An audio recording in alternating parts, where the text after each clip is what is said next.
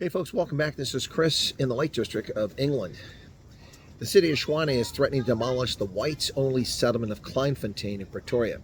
Except that headline is a lie by omission. Kleinfontein is not a whites-only settlement, it's an Afrikaner settlement. I'm white, and I may not reside there. Personally, I have no problem with that whatsoever. Section 235 of the South African Constitution acknowledges the right of a community with a common cultural and language heritage to self-determination within a territorial entity in the Republic or in another way determined by national legislation. And so they're within their rights. So Kleinfontein is not in the wrong here. They're on the side of the angels. In harassing them, the city of Tshwane is on the side of evil. Remember, this is the home of racist rants like that of EFF Tshwane regional leader Obakeng Aramabodu, who in late July 2024 screamed in the Tshwane Council, "I want the blood of an Afrikaner. I want to moor a Boer." And for this, the man wasn't kicked off the council. He wasn't fined by the South African Capture Human Rights Commission. He wasn't taken to the Equality Court for spewing racial hatred and inciting ethnic violence. This is the racist mentality so prevalent in the Tshwane Council, which is ironic given that Pretoria is the home of the Tshwane and the Afrikaner people.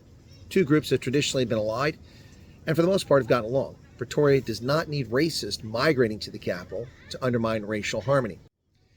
Now, the municipality served the settlement with a court notice compelling it to file a new spatial planning and land use management application to supplement an outdated one filed back in 2013. So why is it outdated? Must it be done every 12 years?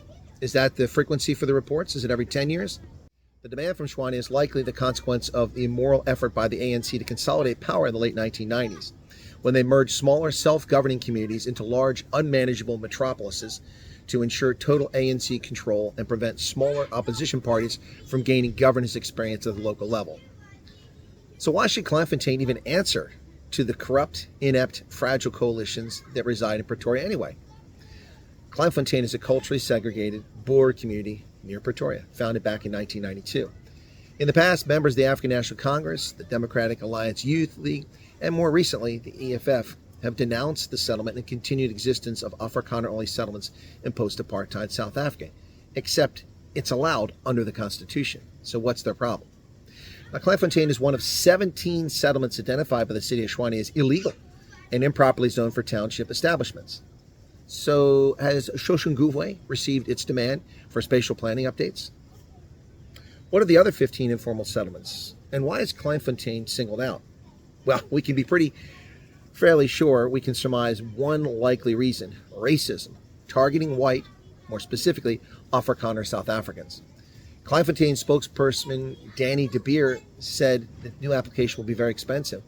He said naturally Kleinfontein is disappointed with the court action from Tshwane. Instead of engaging with the community in talks and sitting around the table, Tshwane has decided not only to take the community to court, but to also threaten them with demolition. As far as we know, we're the only community or settlement that's being threatened by Tshwane this way, and we take exception to it, as do I. And there's a clear reason why Tshwane is going after Kleinfontein, because racists must be running the council. Now, this is not the first effort targeting the self-sufficient community. Recently, the city of Tshwane made ludicrous demands that the residents pay an exorbitant bill for non-existent services. For its part, the city of Tshwane denies that it unfairly targets Kleinfontein with its new rates. Municipalities hiked the rates bill for the Afrikaner settlement from 50,000 Rand a month to 2 million Rand per month. Now, of course, the demand to pay rates is quite odd, given the city of Tshwane provides absolutely no services whatsoever to the community. None. Now, the Kleinfontein Board of Directors said it was disappointed by the city's attempt to get rid of the Afrikaner community. The board said the Afrikaner Enclave provided its own municipal services, including water, waste management, electricity distribution, refuse removal, and security. We do not receive nor want any service from Tshwane. Now, the Kleinfontein Board has previously mentioned the new rates pose a threat to its survival because its residents simply can't afford that. Most of the people living there are elderly. Which brings us back to the first point. What rates? Tshwane provides no services to the community, so why are they paying rates at all? So what right does Tshwane have to dictate to Kleinfontein in the first place? As I previously mentioned, in the late 1990s, the African National Congress gobbled up all the little towns that it could to create these unworkable but electorally safe megalopolises. Additionally, in 2024, the North Gauteng High Court declared Kleinfontein an illegal settlement and ordered the city of Tshwane municipality to enforce its bylaws in the area.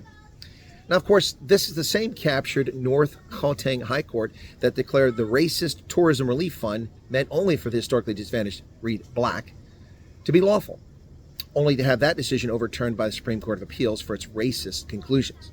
So, putting your trust in the North Gauteng High Court is a rather dangerous proposition, to say the least.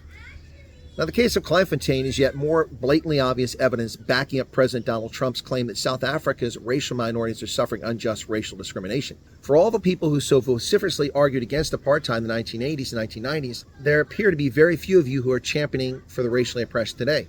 Now, why is that? It seems racial oppression was never the concern for old-style wokesters, just the hatred of white folks, which is odd given that most of the people that hate white folks seem to be white. For those of us who have been consistent, I shall say it again, the system the National Party erected to underpin its continued existence was immoral and illegitimate, as is the governance of the current government of South Africa, which openly flouts its own constitution and then claims it's adhering to the rule of law. For the silent, who say or do nothing to stop racial oppression in South Africa, you must be the offspring of those who stood by and watched the slaughter in the Soviet Union in the 1930s, the genocide in Europe under the Nazis, the genocide of Pol Pot in Cambodia, the murder of 30 million Chinese during the Cultural Revolution, and Rwanda. And you should be ashamed of yourselves. You're not legitimate. You don't stand with the angels.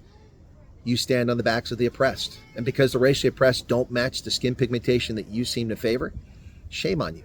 Anyone who's oppressed because of the race, it's morally wrong, it's morally bankrupt. So get with the program or get out of the way. What say you, South Africa? What say you, Mzansi? Cheers.